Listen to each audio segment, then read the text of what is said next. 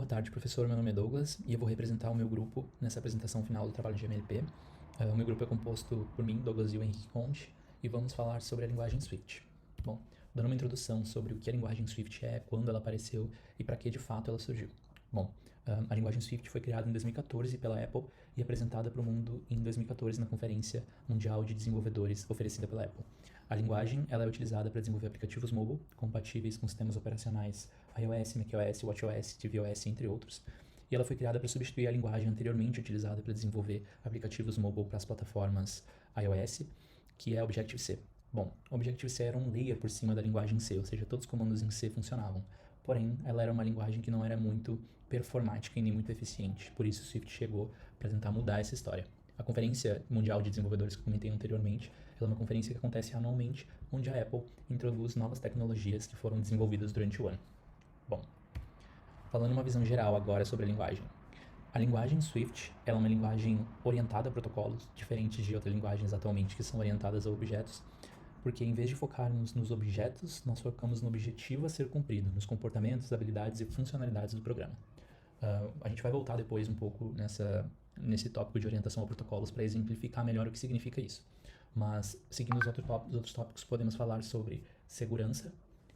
Swift é uma linguagem type-safe, ou seja, os valores manipulados dentro do código possuem tipos bem definidos e dessa forma a gente previne alguns erros de desenvolvimento. Por exemplo, se eu tenho uma variável do tipo string, eu não posso atribuir a ela uma outra variável do tipo inteiro. Além disso, Swift é uma linguagem muito expressiva, muito legível, ou seja, a gente consegue aprender ela e entender ela muito rápido, e ela é de alta performance comparada com outras linguagens que têm sua base em C.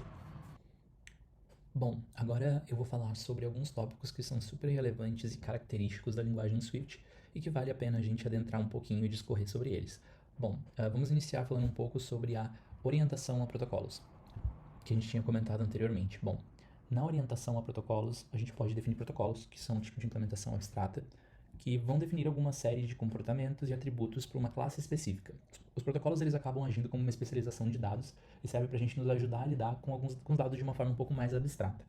Bom, para ficar mais claro, eu desenvolvi aqui um exemplo, já desenvolvi previamente no código, para mostrar para vocês e para a gente conseguir entender de uma forma um pouco mais expressiva. Bom, hands-on, vamos abrir a nossa ideia de desenvolvimento e praticar um pouco de orientação a protocolos.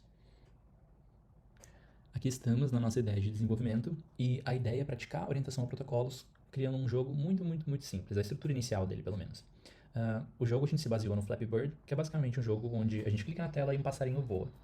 Para a gente começar a definir os componentes desse jogo, a gente pode começar a pensar no que faz parte desse jogo, quais vão ser os nossos personagens e quais vão ser os nossos motores do jogo. Bom, a gente tem um personagem que é o pássaro e esse pássaro pode voar ou não, certo? Ok, nem todo pássaro voa, então a gente pode dividir essa implementação em dois, tem pássaros que voam e pássaros que não voam. Bom, a gente criou um protocolo que se chama Bird, que todas as classes que conformarem com esse protocolo, elas serão pássaros que vão ter um nome, ok? Bom, a gente criou um outro protocolo que se chama Flyable, que significa que todas as classes que conformarem com esse protocolo, elas vão ter que ter todos esses atributos de um pássaro que voa, ou seja, velocidade, altitude, velocidade de voo, altitude e a função de voar de fato, que a gente vai poder utilizar para fazer alguma coisa. Bom, nesse nosso exemplo aqui, a gente tem o nosso Flappy Bird, que é o nosso pássaro principal, o pássaro inicial, que ele é um pássaro que voa. Ou seja, a gente tem a classe Flappy Bird que conformou com os protocolos Bird e Flyable, ou seja, ele é um pássaro que voa. E a gente tem um nome, a Airspeed Velocity, que é a velocidade de voo, e a gente vai ter a altitude também. A gente inicializa esses atributos inicialmente e a gente implementa essa função fly, que era um requisito do protocolo Flyable. Quando ele for voar, ele tem que fazer alguma coisa. Eu inicialmente aqui, para simplificar as coisas, eu coloquei que quando ele voar, a altitude vai aumentar em um ponto. E ele vai printar que ele está voando, certo?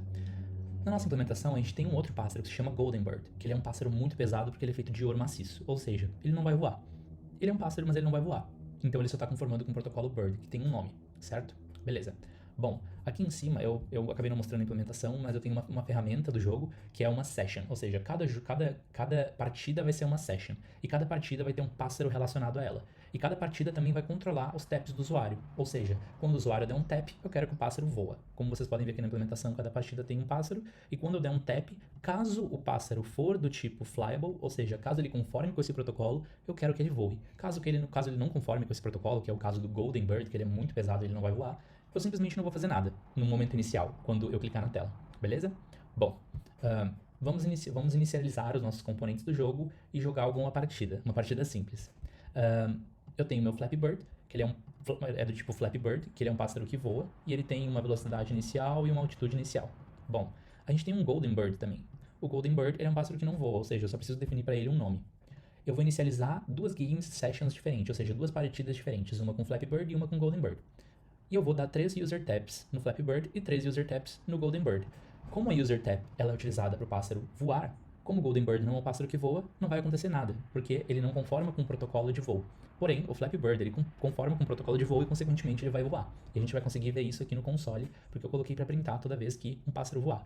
A altitude aumenta e a gente printa o nome do pássaro e qual pássaro está voando. A gente vai rodar esse código aqui.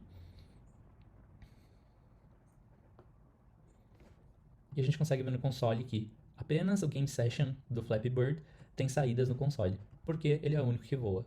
E voa 3 vezes porque eu dei 3 taps. O Golden Bird, ele não voa nenhuma vez, porque ele não é um pássaro que voa, então eu simplesmente ignoro esses taps, porque esses taps só servem para fazer o pássaro voar. Beleza? Certo, agora a gente vai falar um pouco sobre delegation. Como o próprio nome diz, delegation é o ato de delegar uma tarefa a alguma coisa, certo? Essa tarefa talvez não seja a tua responsabilidade, ou talvez não seja interessante tu implementar essa tarefa de fato. Então acho que vai ficar um pouco mais claro essa característica da linguagem Swift quando a gente colocar a mão na massa, né? Ou seja, vamos desenvolver novamente para entender o que significa delegation, certo? No mesmo exemplo do nosso jogo, Flappy Bird, a gente tem agora um delegate no jogo.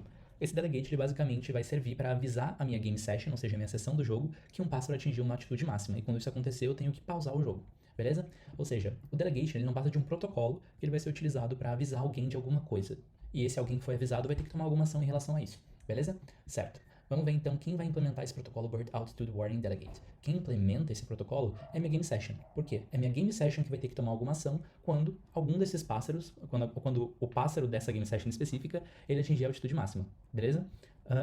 Para que isso aconteça, eu preciso ter certeza que meu pássaro ele tem uma variável, um atributo que se chame, que seja do tipo Bird Altitude Warning Delegate, porque ele vai utilizar esse atributo para disparar a função que está sendo implementada pela minha Game Session. Como a gente pode ver aqui, minha Game Session implementa esse protocolo Bird Altitude Warning Delegate, e esse protocolo Bird Altitude Warning Delegate tem uma função obrigatória aqui, que a minha Game Session precisa implementar, que é a ação que ela vai tomar quando o pássaro atingir a altura máxima.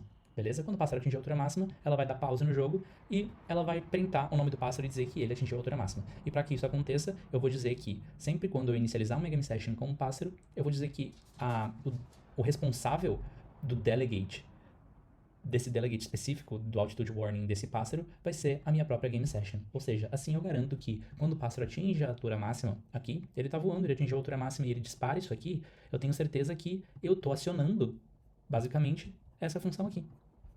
Funciona assim. Agora a gente vai printar aqui o console e vai ver o que acontece. A gente inicializou uma sessão aqui com um pássaro que estava numa altitude 9, ele é um pássaro que voa, e eu dou 3 taps. Como o pássaro ele só pode estar numa altitude menor que 10 para que ele possa voar e o jogo não seja pausado, no segundo tap, eu já vou trigar essa função do Did Receive Max Altitude, como vocês podem ver aqui, e o jogo vai ser pausado e os próximos taps vão ser ignorados. Beleza?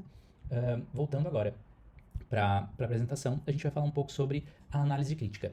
Bom, a gente vai discorrer um pouco sobre algumas coisas que foram conversadas na disciplina sobre a linguagem Swift, fazendo uma analogia com essas coisas que a gente aprendeu. Bom, vamos falar sobre manipulação de memória. A linguagem Swift ela tem um gerenciador de memória que se chama ARC, que é Automatic Reference Counting, que basicamente ele conta, aloca e desaloca as referências do nosso programa.